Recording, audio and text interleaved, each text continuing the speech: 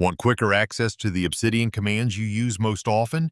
You can pin frequently used commands to the top of the command palette so you don't have to search for them every time. Let's say I frequently use the command for opening the backlinks view.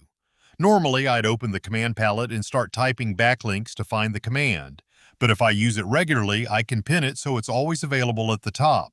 To pin a command, open Settings, then under Core Plugins, select Command Palette. Here you'll find the Pinned Commands section. Click the plus button, which is labeled Add a Command. Obsidian will show you a list of available commands. I'll find Show Backlinks selected, and now it's added to my pinned commands. When I open the command palette, the pinned command appears at the top, so I can select it immediately without typing its name into the search box. You can pin multiple commands this way, and if you decide you don't need a command anymore, go back to Settings Arrow Command Palette and click the cross icon next to it under Pinned Commands.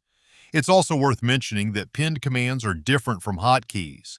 A pinned command stays at the top of the command palette, while a hotkey lets you run a command directly from your keyboard.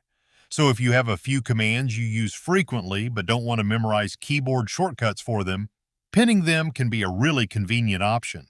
Thanks for watching, and I'll see you in the next video.